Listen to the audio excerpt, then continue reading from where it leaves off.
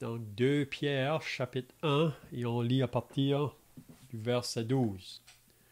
Donc je commence la lecture, puis si vous voulez suivre, vous pouvez le faire. Voilà pourquoi je prendrai soin de vous rappeler ces choses, bien que vous les sachiez et que vous soyez affermis dans la vérité présente. Et je regarde comme un devoir, aussi longtemps que je suis dans cette tente, de vous tenir en éveil par des avertissements. Car je sais que je la quitterai subitement, ainsi que notre Seigneur Jésus-Christ me l'a fait connaître. Mais j'aurai soin qu'après mon départ, vous puissiez toujours vous souvenir de ces choses.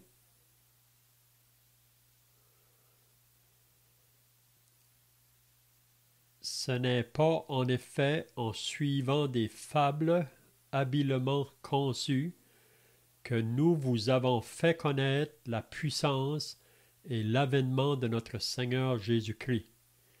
Mais c'est comme ayant vu sa majesté de nos propres yeux, car il a reçu de Dieu le Père honneur et gloire, quand la gloire magnifique lui fit entendre une voix qui disait « Celui-ci est mon Fils bien-aimé en qui j'ai mis toute mon affection. »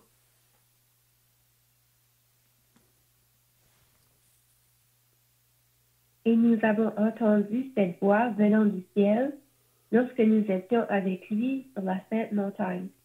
Et nous tenons pour d'autant plus certaine la parole prophétique à laquelle vous faites bien de prêter attention, comme à une lampe qui brille dans un lieu obscur, jusqu'à ce que le jour vienne apparaître et que l'étoile du matin se lève dans vos cœurs.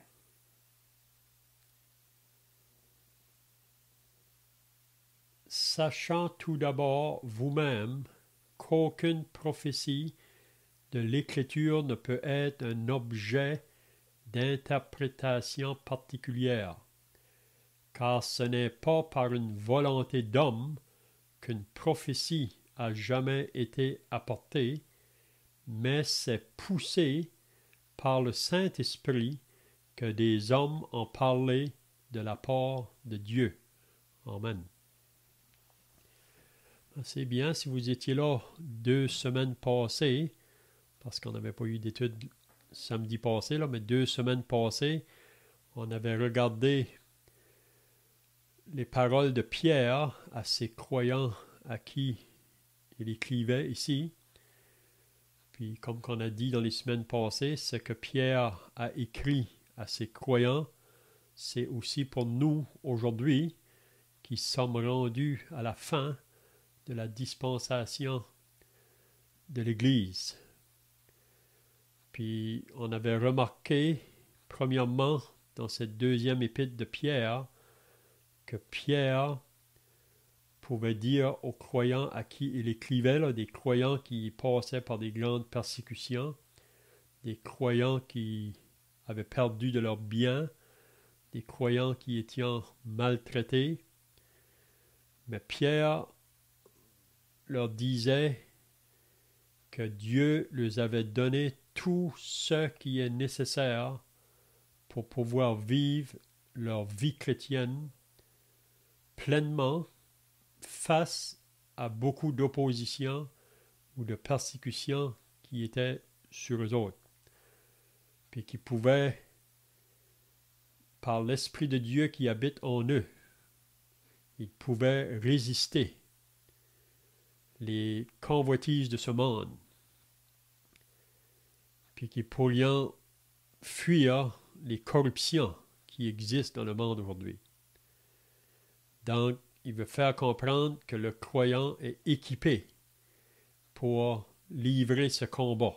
C'est vraiment un combat, nous sommes dans une bataille, mais l'apôtre Paul nous dit que c'est un bon combat, puis la bataille que nous avons à livrer, c'est contre le diable, le monde et la chair. Puis on sait une chose, que si le croyant veut vivre une vie pieusement en Jésus-Christ ou vivre une vie pleinement dans l'obéissance de la parole, le diable n'aime pas ça. Puis il va faire tout son possible pour nous détourner de ce chemin-là. Mais Pierre veut nous faire comprendre que le diable ne peut rien faire sur nous si vraiment là qu'on prend les armes, si on peut dire, que Dieu nous a données, comme qu'on lit dans Éphésiens chapitre 6. Excusez, Dieu nous a pourvu des armes spirituelles pour pouvoir livrer le combat au diable, au monde et à la chair. On avait vu aussi dans le premier chapitre au début, à cause de cela, donc à cause de ce que nous avons en Christ, l'Esprit de Dieu qui habite en nous, à cause de cela, il pouvait nous dire, faites tous vos efforts pour ajouter à votre foi, puis là il mentionnait 7 choses qu'on devrait ajouter à notre foi, puis il nous disait que si ces choses-là sont en nous, elles ne nous laisseront point oisifs ni stériles pour la connaissance de notre Seigneur Jésus-Christ. C'est-à-dire que si ces choses-là sont en nous, on va connaître davantage la personne du Seigneur Jésus-Christ. Vraiment, on va comprendre plus à propos de ces paroles qu'il a enseignées, même sa vie qu'il a vécue parmi les hommes. On va pouvoir entrer plus dans cette pensée-là. Mais il nous disait que celui en qui ces choses ne sont pas est aveugle. Il ne voit pas de loin. Et il a mis en oubli la purification de ses anciens péchés. Donc, il y a un effort à faire dans la vie chrétienne pour pouvoir saisir les pensées de Dieu et les voies de Dieu. Sinon, si on ne le fait pas, même comme chrétien, le danger est qu'on retourne aux choses qu'on a laissées, si on peut dire là. Donc, aujourd'hui, qu'est-ce qu'on va voir à partir du verset 12? On a déjà vu un peu, là, 2 semaines passées, mais j'ai voulu commencer à lire là, parce que Pierre, ici, probablement vous l'avez remarqué, là, il met beaucoup d'importance pour que les croyants, à ce qu'il leur enseigne, là, puissent être vraiment affermis en eux. Il veut que, pas seulement que nous avions une connaissance de ces choses-là dans le sens intellectuel, mais il veut vraiment que ça saisisse notre cœur, puis que ça soit vraiment engravé en nous.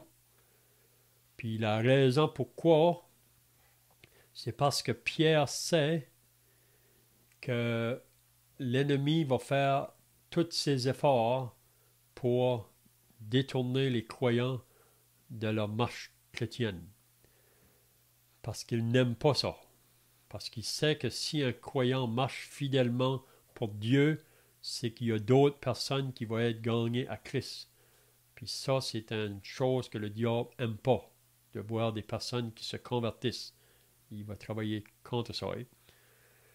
Donc, probablement, si vous étiez là 2 semaines passées, vous avez remarqué, là, du verset 12 à 15, Pierre met beaucoup d'emphase pour ce qu'il leur dit présentement. Ce n'est pas des choses qu'ils ne savent pas, c'est des choses qu'ils savent, même des choses qu'ils vivent déjà dans leur vie comme croyants. Mais Pierre veut leur répéter ces choses-là, puis même qu'il veut être sûr qu'après que lui va être parti, qu'il va être mort, que ces paroles-là vont rester avec eux autres. Parce que c'est en retenant la parole de Dieu qu'ils vont être préservés des attaques ou des faux qui vont venir par la suite. Vous savez, quand Pierre a écrit cette lettre ici, il n'y avait pas les religions qui se trouvent dans le monde autour de nous présentement. Vous savez, quand que Pierre a écrit cette lettre ici, l'islam n'était pas là. Quand Pierre a écrit cette lettre ici, le catholicisme n'était pas là. Le bouddhisme n'était pas là. Puis toutes les sectes qui sont élevés dans le monde présentement n'étaient pas là. Mais Pierre savait que toutes ces religions-là, ou ces sectes-là, Pierre pouvait discerner qu'après son départ, ces choses-là vont se lever. Puis c'est toutes des choses pour détourner l'enfant de Dieu de sa marche comme croyant ou de l'arrêter de progresser dans sa marche chrétienne. Donc, si vous avez remarqué du verset 12 à 15, c'est comme je viens de dire, au verset 12, il dit « Voilà pourquoi je prendrai soin de vous rappeler ces choses. » Pierre leur rappelle des choses qu'ils savent déjà, mais il veut leur rappeler. Puis vous savez la raison pourquoi, c'est parce qu'on est vite à oublier les choses de Dieu. On est vite à oublier. Puis la raison pourquoi, c'est toujours le diable, parce qu'il a peur que si on retient la parole de Dieu, puis on la pratique dans nos vies, il sait les résultats que ça produit, donc il va essayer d'arrêter ça. Hein? Comme quand ça vient le temps du salut. Vous savez, quand Jésus a donné la parabole du semeur, il disait que ceux qui sont sur le long du chemin, ce sont ceux qui entendent la parole, mais aussitôt qu'ils l'ont entendue, le diable vient et enlève la parole de leur cœur de peur qu'ils ne croient et soient sauvés. Donc le diable fait ça parmi l'inconverti, mais après qu'on est sauvé, le diable continue toujours à faire ce travail-là envers nous qui sommes sauvés pour pas qu'on retienne la parole. Parce qu'il sait que si on retienne la parole, c'est ça qui est notre force, c'est ça qui est notre armure, si on peut dire, face aux attaques de l'ennemi. Donc Pierre, ici, il dit « Je prendrai soin de vous rappeler ces choses, même si vous les savez, puis même si vous les vivez présentement dans votre vie. » Le verset 13, il disait « Et je regarde comme un devoir. » Donc, Pierre se sentait responsable, aussi longtemps qu'il était parmi eux là, dans son corps, de vous tenir en éveil par des avertissements. Donc, il va les mettre en garde. Puis on voit que les enseignements des apôtres, il y a beaucoup souvent ce côté-là de l'enseignement, là, de mettre en garde le peuple de Dieu ou les croyants, pour les tiendre réveillés, parce que l'ennemi rôde autour. Puis ensuite, il dit au verset 14, « Car je sais que je la quitterai subitement, c'est-à-dire Pierre sait qu'il va bientôt partir par la mort, mais il veut que ceux qui lui enseignent là, ils puissent le retenir. Puis regardez qu'est-ce qu'il dit au verset 15, « Mais j'aurai soin qu'après mon départ, vous puissiez toujours vous souvenir de ces choses. » Donc, il veut que ces chrétiens-là, les paroles qu'il est en train de leur dire, il veut que ça reste avec eux autres, que ça soit gravé, si on peut dire, dans leur pensée et dans leur cœur, parce que c'est ça qui va être leur préservation pour leur marche chrétienne. Donc, je ne sais pas si vous avez des questions jusqu'ici, là, ou des pensées, vous pouvez le faire. Sinon, on va continuer à partir du verset 16.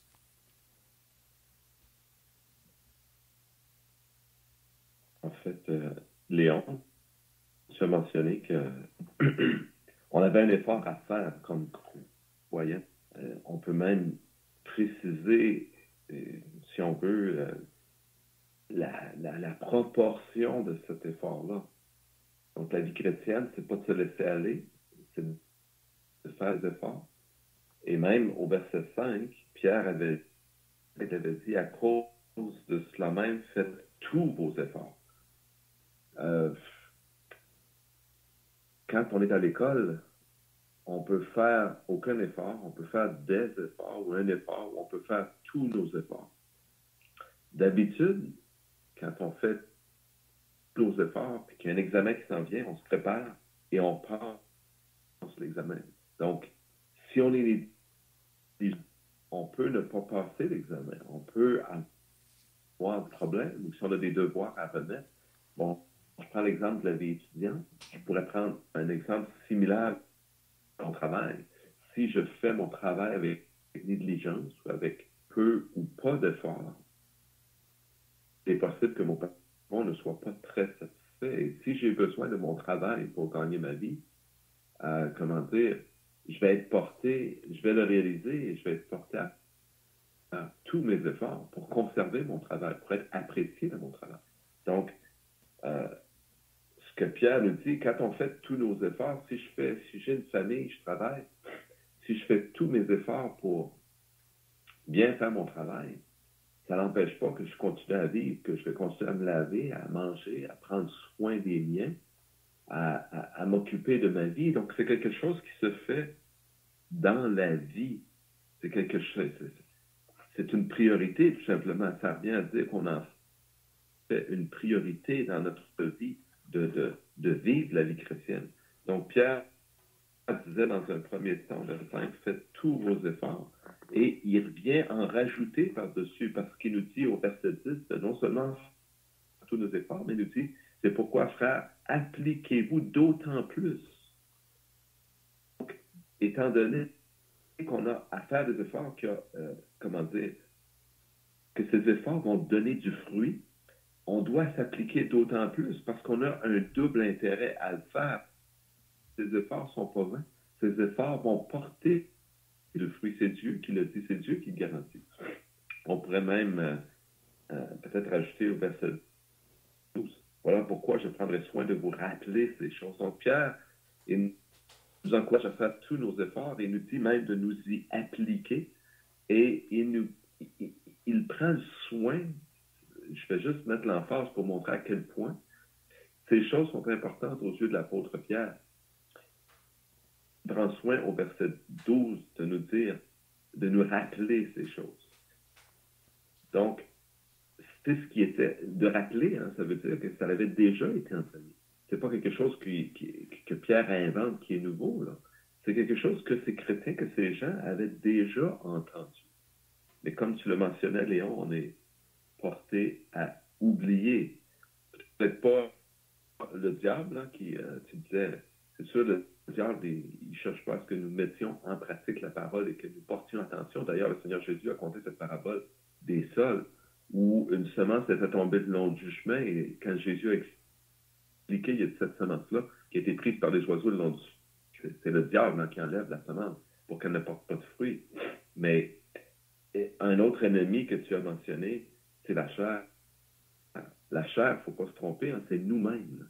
Pourquoi la Bible nous exhorte à faire tous nos efforts, à nous appliquer dans ce qu'on fait? C'est parce que la chair qui est en nous, la nature humaine, elle est, on va dire, paresseuse. Elle n'est pas tentée naturellement de s'appliquer.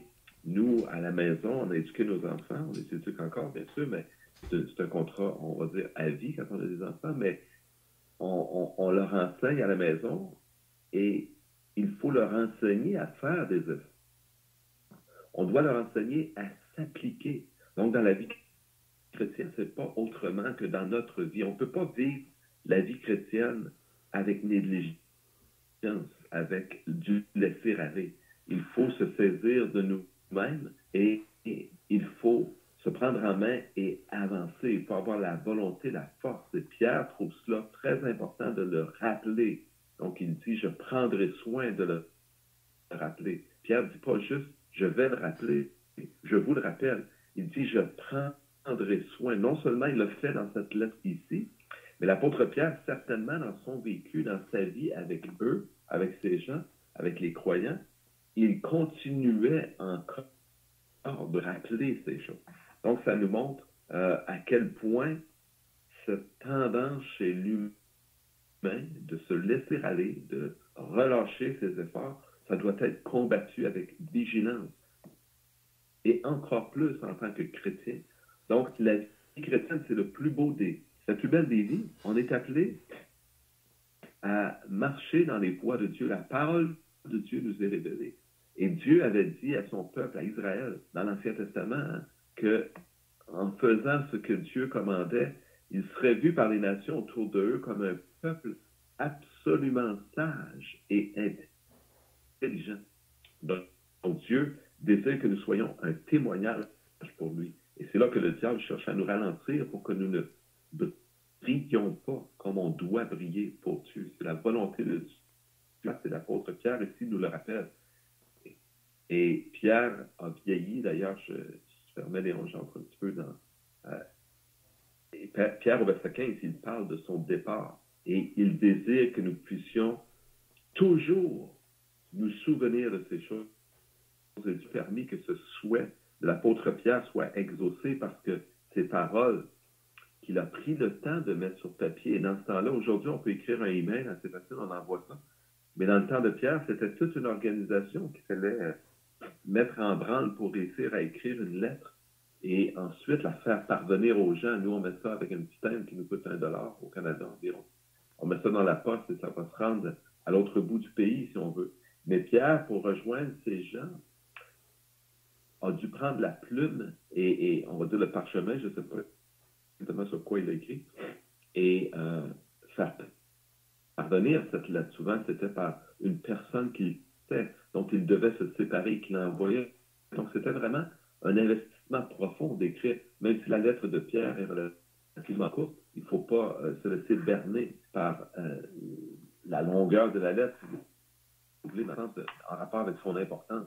Et l'apôtre Pierre, donc, on le sent, on le voit, ces choses, il voyait que c'était important. Et il a fait tous ses efforts, et Dieu a permis que son souhait soit accompli, donc que nous puissions toujours nous souvenir ici. Aujourd'hui, notre frère Léon prend le temps de regarder ce livre et ensemble de considérer ces choses. C'est parce que l'apôtre Pierre nous a dit de le faire et il nous a donné, Dieu a permis de nous donner ce qui nous est nécessaire pour que nous puissions toujours nous souvenir de ces choses. Et Pierre avait été à le faire, bien c'est ce qu'on voit là. On l'a vu déjà il y a une semaine ou deux, je ne suis plus certain. Je pense que Léon t'avait lu déjà la semaine dernière dans Jean 21 où Pierre se fait parler par le Seigneur Jésus. Le Seigneur lui dit ce qui va arriver et Pierre en parle ici. Il parle de son départ. Et Pierre sait comment il va partir et comment il va partir subitement. Et par crainte de partir sans avoir eu le temps de mettre ces choses au côté pour qu'on s'en souvienne toujours, Pierre prend maintenant, alors qu'il vieillit, il prend le temps d'écrire cette lettre pour que nous puissions la considérer.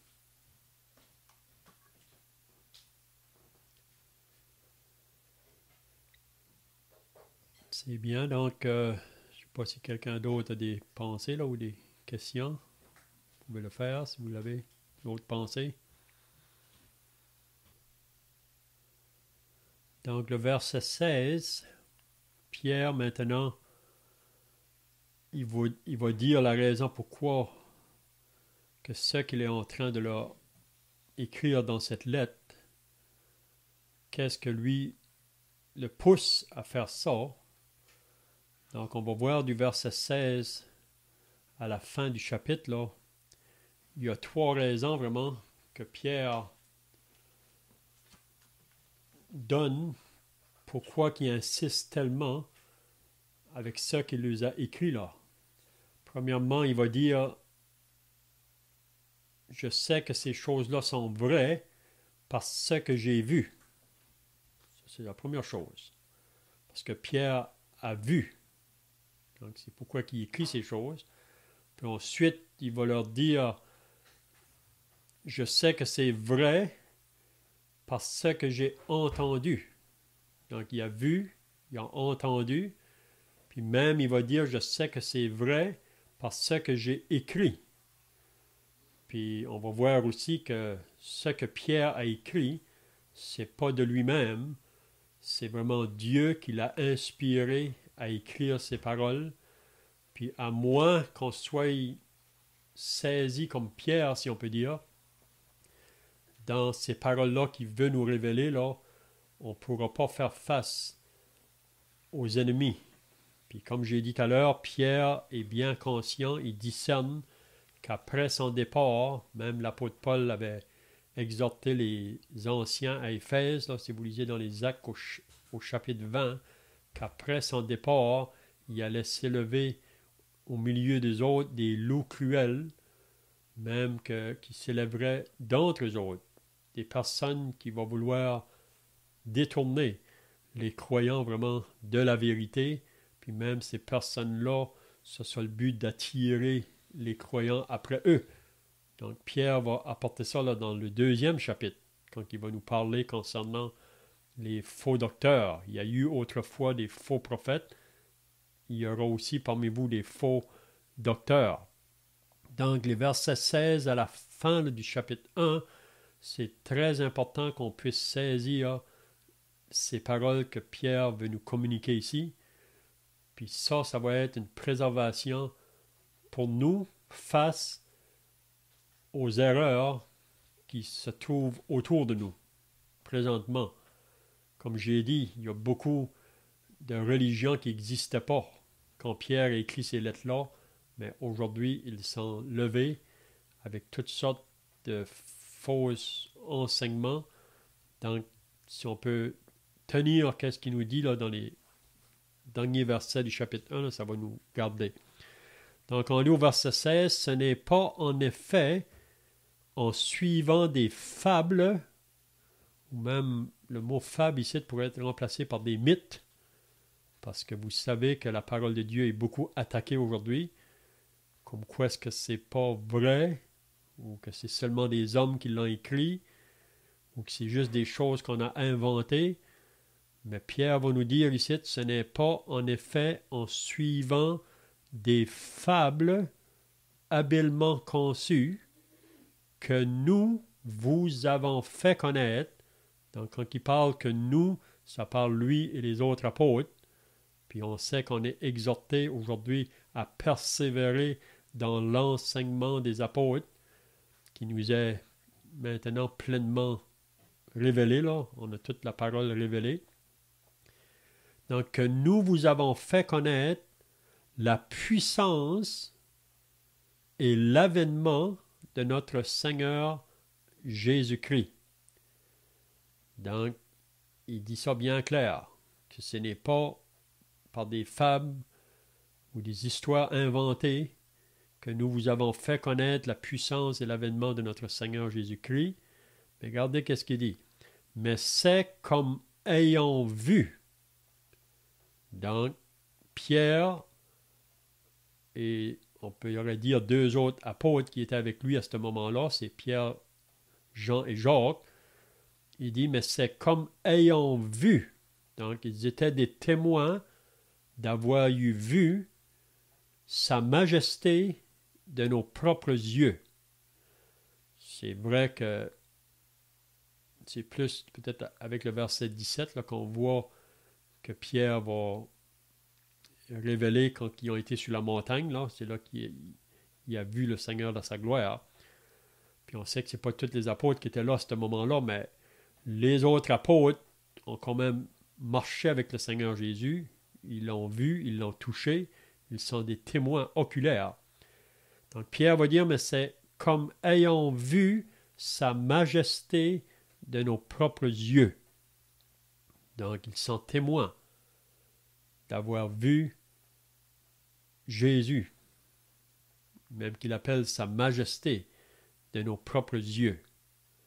Puis là, il va dire au verset 17, « Car il a reçu de Dieu le Père, en parlant de Jésus, il a reçu de Dieu le Père honneur et gloire, quand la gloire magnifique lui fit entendre une voix qui disait. » Puis ça, pour comprendre qu'est-ce que Pierre nous dit ici, là, il faudrait lire dans Matthieu chapitre 17.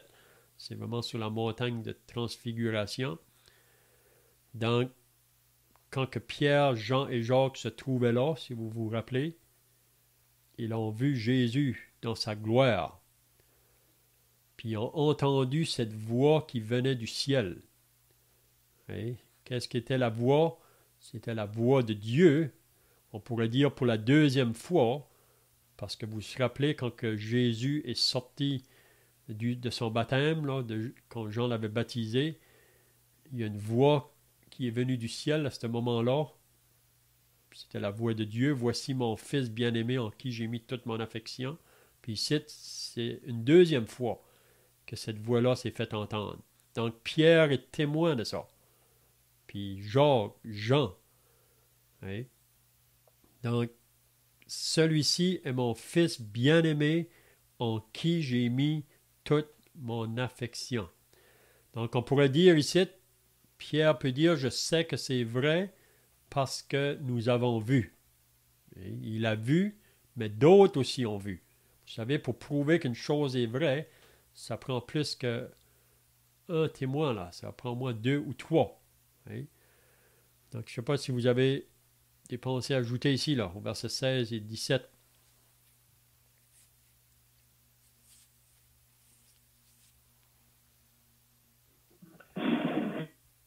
En fait, l'apôtre Pierre met une claire distinction.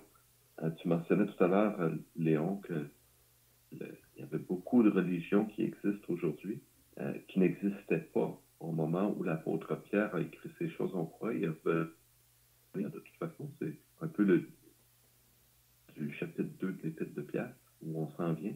On le verra dans les jours, dans les semaines à venir. Bon.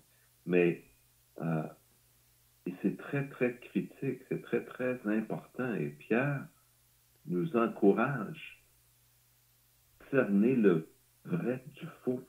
Et on verra, Dieu voulant, peut-être, quand on verra dans le chapitre 2, justement, un peu plus de ces sectes, et on pourra voir qu'il y a beaucoup de ces sectes, on pourrait en mentionner, qui se disent être chrétiens.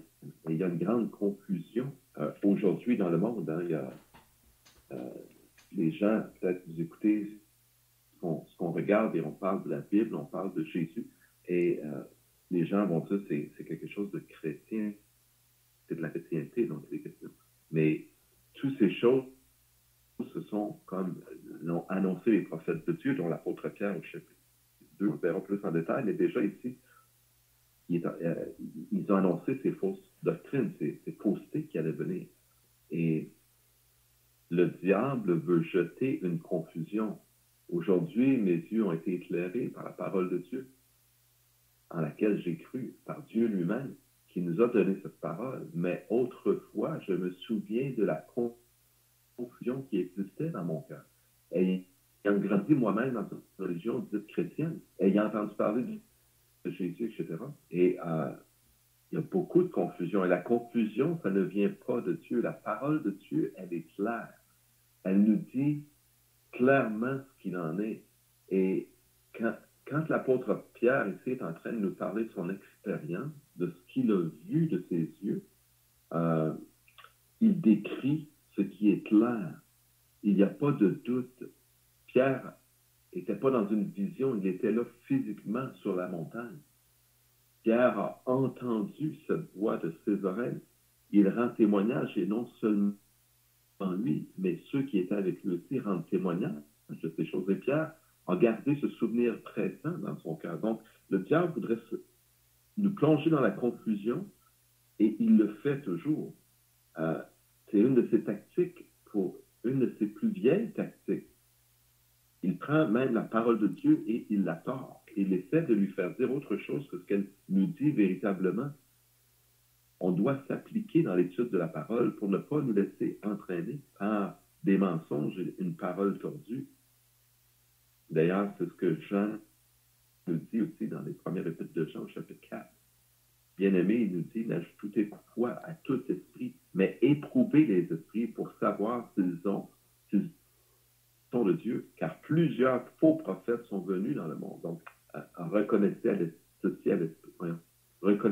ceci l'Esprit de Dieu. Tout esprit qui confesse Jésus-Christ venu en chair est de Dieu.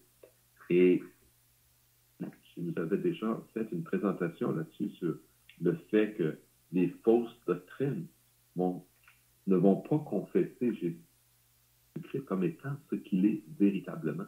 Ils ne vont pas mettre l'accent sur qui est réellement Jésus-Christ. Et l'apôtre Pierre, ici, ce qu'il est en train de dire, c'est ce qu'il a vu et ce dont il nous rend témoignage, c'est ce qu'il a vu au sujet de Jésus lui-même. Il est en train de nous dire qui est le Seigneur Jésus. Et tu as mentionné un texte où tu nous amèneras peut-être sur la montagne, Léon, mais il y aurait le texte qu'on pourrait regarder aussi dans Matthieu au chapitre 16, où Jésus a demandé à ses disciples, qu'est-ce que les gens disent de moi, qui je suis. Et les gens disaient toutes sortes de choses. Il y avait déjà une confusion, vous voyez, au sujet de Jésus. Ils ne voulaient pas croire qui il était véritablement. Donc, on disait de Jésus qu'il était un des prophètes, qu'il était Jean le Baptiste, ou qu'il était Jérémie, ou quelqu'un des prophètes. Et ça, c'était abaisser Jésus en dessous de ce qu'il est véritablement. Et là, Jésus a dit, bon, ça, c'est ce que les autres gens disent, mais vous, qui dites-vous que je suis? Et là, c'est Pierre, on le sait, hein, qui a parlé et qui a dit, tu es le Christ, le Dieu vivant. Pierre reconnaissait qui était Jésus. Et ce que Pierre est en train de nous communiquer ici, c'est cette même pensée. Qui est Jésus? Et Jésus, il est la clé des Écritures. On ne peut pas comprendre la parole de Dieu si on ne reconnaît pas qui est Jésus. Et c'est un point tellement crucial, et j'ai beaucoup aimé cet enseignement que vous avez donné, Léon, sur Jésus et comment la vérité finalement, en reconnaissant qui est Jésus véritablement. Et c'est ce que Pierre enseigne. Et ce que Pierre enseigne, ce qu'il a vu de Jésus, c'est ce qu'il a vu sur la montagne, de ses propres yeux. Puis il en rend témoignage, tout simplement. Donc Jésus est le fondement. Tout commence avec lui. Et si on n'est pas clair sur la personne du Seigneur Jésus-Christ, c'est la raison pourquoi il y a tant de confusion, tant d'erreurs dans le monde présentement. Donc c'est ça que Pierre veut faire ici en écrivant cette deuxième lettre-là, affermir les croyants pour ce qui concerne qui est réellement le Seigneur Jésus. Puis on a déjà parlé de ça dans les semaines ou les mois passés. Quand quelqu'un vient à vous pour dire qu'il vient de la part de Dieu, c'est une bonne question de leur demander qui est Jésus pour toi. Hein? Vous savez que la plupart des religions nous parlent de Jésus. Mais est-ce qu'ils parlent vraiment réellement du Jésus de la Bible? Hein? Parce que Paul nous dit dans la deuxième épître aux Corinthiens, au chapitre 11, qu'il viendra des personnes qui vont vous annoncer un autre Jésus, ou un autre évangile, ou un autre esprit de ce qu'on vous a annoncé. Hein? Donc un autre Jésus, ça veut dire qu'ils parlent d'un Jésus, mais ce n'est pas le Jésus de la Bible. Pour eux, leur Jésus qu'ils parlent n'est pas le Fils de Dieu, ou leur Jésus qu'ils parlent n'est pas Dieu, hein? Ou leur Jésus qu'ils parlent, il n'a pas péché, mais il aurait pu pécher.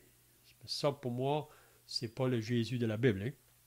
Donc c'est ça que Pierre veut faire clair ici à propos de Jésus, puis même Jean aussi met ça bien clair dans son épître.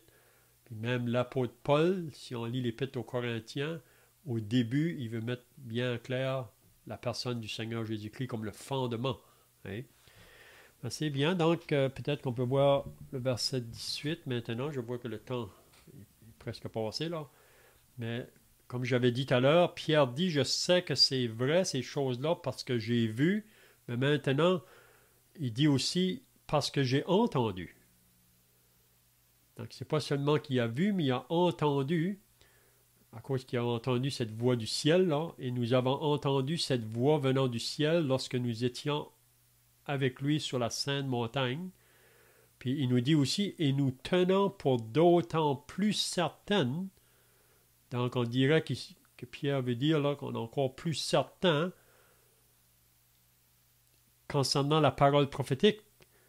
Parce que les prophètes qui ont parlé dans l'Ancien Testament, comme on disait tout à l'heure, vraiment, ils étaient occupés avec la personne du Christ, avec la personne du Seigneur Jésus. Jésus est vraiment la personne centrale de toute la Bible. Donc, et nous tenons pour d'autant plus certaine la parole prophétique. Donc, ce qui a été annoncé d'avance, longtemps d'avance, sur la personne du Seigneur Jésus-Christ, et même sur toutes les choses qui vont, comment je dirais, s'accomplir, là, les choses qui ont été dites. Il n'y a pas une prophétie qui a été annoncée qui ne va pas s'accomplir, à laquelle vous faites bien de prêter attention. Donc, ça veut dire à ces paroles-là qui ont été annoncées autrefois. Il ne faut pas les négliger ou regardez ça comme pas d'importance, à laquelle vous faites bien de prêter attention, comme une lampe qui brille dans un lieu obscur. Donc, la parole prophétique, il dit c'est comme une lampe qui brille dans un lieu obscur. Donc, si on est dans un lieu obscur, on a besoin de quelque chose pour nous éclairer. Mais la parole prophétique, c'est la parole qui nous éclaire. Jusqu'à ce que le jour vienne apparaître et que l'étoile du matin se lève dans vos cœurs. Donc ici, Pierre, donc, il rapporte les choses qui ont été écrites sur la personne du Seigneur Jésus-Christ par les prophètes d'autrefois. Donc, il tient ces paroles-là comme... C'est pour ça qu'il est encore plus affermi. Donc, je ne sais pas si vous avez d'autres pensées, là. Je vois que le temps est passé. On pourra effectivement y revenir sur l'importance de la parole et la certitude, surtout de cette parole. Des gens partant, ce qui m'empêchait de connaître Christ, malgré que j'ai grandi dans une religion dite chrétienne, c'était le fait que la parole n'était pas reconnue pour ce qu'elle est véritablement, c'est-à-dire la parole de Dieu. Et enseignée comme telle. Et tu parles de cette lumière. Et si on prend une lumière, même une forte lumière, et qu'on prend en plein jour, comme aujourd'hui, il fait soleil ici chez moi, et qu'on la met dehors, la lumière semble pâle, elle semble faible. Et si je prends juste une chandelle ou une lampe de poche dans un lieu obscur, ça me permet de voir. Tout d'un coup, la lumière prend tout son sens. Et la Bible, Pierre, quand il dit ces choses, dans le fond, ça peut aussi sur ce que Jean nous a écrit. Au commencement était la parole, Jean chapitre 1er, verset 1er, et la parole était avec Dieu, et la parole était Dieu. Donc, il n'y a pas de doute que Jésus, il est Dieu, il est la parole. Et il nous traite au commencement avec Dieu, toutes choses pareilles, c'est par Jésus, puis la parole, elle est la lumière. La lumière, elle est venue dans les ténèbres. La lumière a lui dans les ténèbres, et c'est à quoi Pierre fait référence aussi. Cette lumière, elle éclaire les siens, elle éclaire le monde. Mais elle dit, cette lumière, elle est rejetée. Puis Jean nous dit qu'elle est venue chez les siens, donc chez les Juifs, Jésus était juif, et les siens ne l'ont point reçu. Mais à tous ceux qui l'ont reçu, à ceux qui croient en son nom, elle a donné le pouvoir de devenir enfants de Dieu. Donc, on a un pouvoir que l'on reçoit de la part de Dieu lui-même. C'est Dieu qui nous donne ce pouvoir. Dieu veut que nous devenions ses enfants. Il faut faire une distinction. On ne vient pas au monde enfant de Dieu. On devient enfant de Dieu. On vient au monde comme une créature de Dieu, mais malheureusement, la créature de Dieu s'est détournée de Dieu. Notre cœur est avali, notre nature est avali, et on doit être purifié pour devenir des enfants de Dieu. Et personne ne peut se purifier lui-même, mais Jésus peut nous purifier. Et c'est ce que Jean nous dit. Donc, à tous ceux qui l'ont reçu, c'est recevoir le Seigneur Jésus. À ceux qui croient en son nom. Donc, c'est d'où l'importance de croire qui réellement est Jésus. Eh bien, la parole, elle nous a donné le pouvoir de devenir les enfants de Dieu. Tout cela, c'est la parole de Dieu et ça se tient ensemble. Le message de Dieu, il est cohérent et il est axé et tourné vers son Fils. Qui est son Fils et de croire en lui et la purification que Jésus a accomplie. Parce qu'en réalité, que Jésus meure sur la croix, c'est un non-sens. Autant pour les Juifs que pour les Grecs que pour tout le monde. Ça n'a pas de sens, à moins que nous ne saisissions la pensée de Dieu. Et la pensée de Dieu, c'est que Dieu nous aime et qu'il désire que nous soyons avec lui. Mais cela est impossible. Impossible, à moins que nous soyons purifiés de tous nos péchés. Et le seul moyen d'être purifiés de nos péchés, c'est que Christ meurt pour nous, qu'il verse son sang à notre place. Et c'est exactement le message de l'Évangile, et c'est là que tout le message de la parole de Dieu, des prophètes, et c'est ce que Pierre est en train de dire, on fait bien de porter attention à ce message, parce que c'est le message de vérité, c'est le message qui nous vient directement de Dieu. C'est Bien, donc on va terminer par la prière, puis on pourra reprendre la semaine prochaine dans les derniers versets du chapitre 1. Là. Donc on va prier. Notre Dieu et notre Père, nous voulons maintenant terminer par la prière, nous réalisant que ta parole nous a été donnée pour qu'on puisse comprendre tes voies et tes pensées qui sont complètement contraires à ce monde dans lequel nous vivons. Un monde qui est sous la puissance du malin.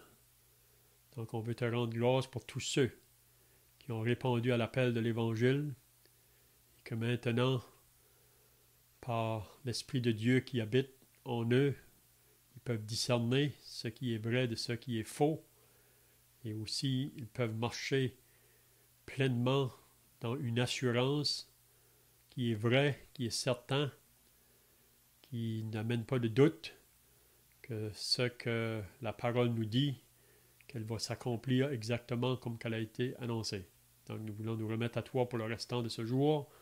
Bénis chacun qui est présent. Au nom du Seigneur Jésus. Amen.